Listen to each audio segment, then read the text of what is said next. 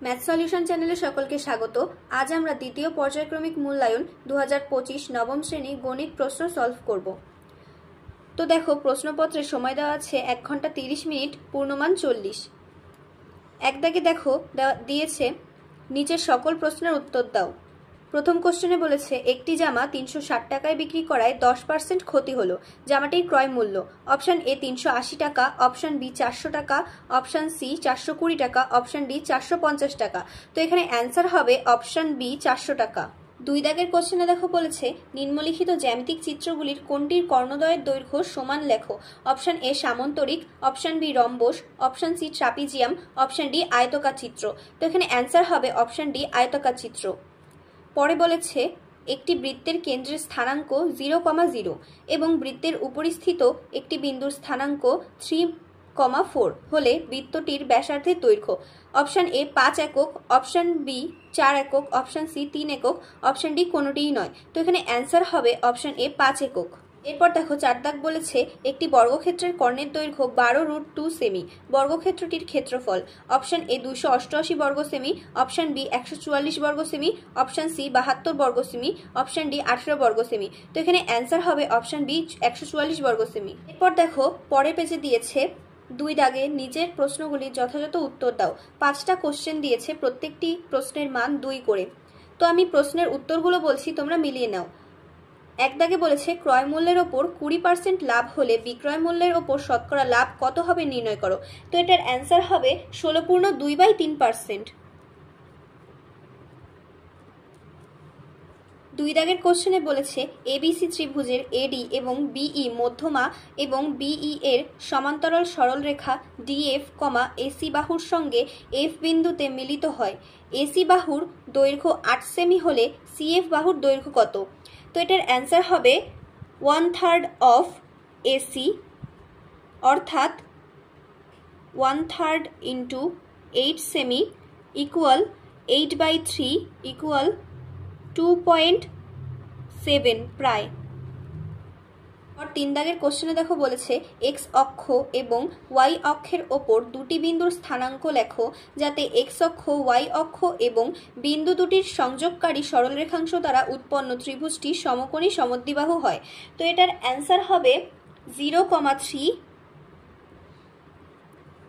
ও 3,0।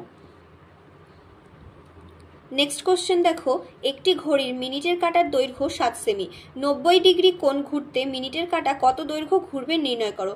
তো এটার অ্যান্সার হবে 11 সেমি। পর 5 দাগ দেখো বলেছে একটি অবিচ্ছিন্ন পরিসংখ্যা বিভাজন তালিকায় একটি শ্রেণীর মধ্যবিন্দু 42 এবং শ্রেণী দৈর্ঘ্য 10 হলে শ্রেণীটির উচ্চ ও নিম্ন সীমা কত হবে। তো এখানের উচ্চ সীমা হবে 47 এবং নিম্ন সীমা হবে 37।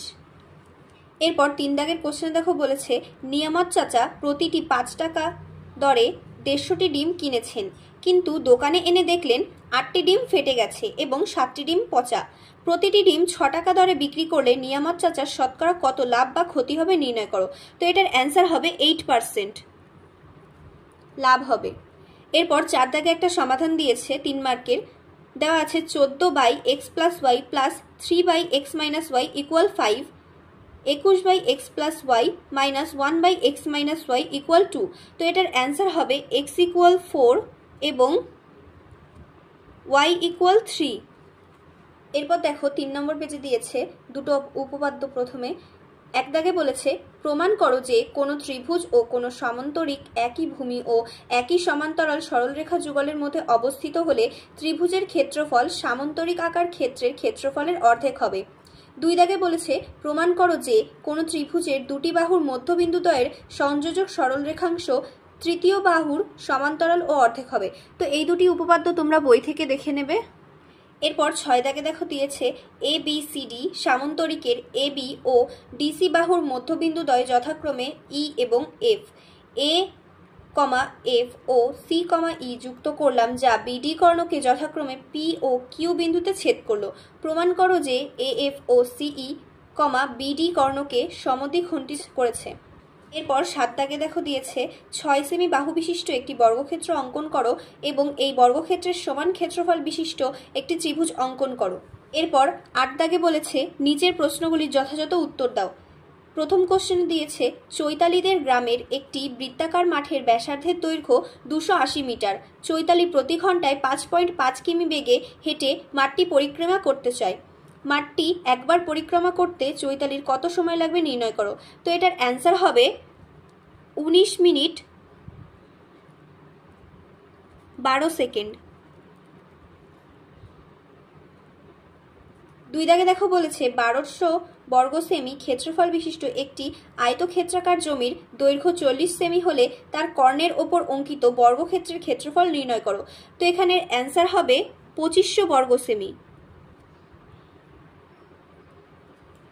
এরপর 4 নম্বর পেজে দেখো 9 দাগে বলেছে অমলের পাড়ায় 10 বছর থেকে 45 বছর বয়স পর্যন্ত বাসিন্দাদের মধ্যে হিন্দিভাষী লোকের সংখ্যা সংগ্রহ করে নিচের ছকে দেওয়া হলো। তো এই তথ্য অনুযায়ী একটি আয়তলেখা অঙ্কন করতে বলেছে এখানে। তো আজকের ভিডিও এখানেই শেষ করছি। ভিডিওটি যদি তোমাদের ভালো লেগে থাকে তাহলে অবশ্যই ভিডিওটিতে লাইক এবং চ্যানেলটিকে সাবস্ক্রাইব করে দিও।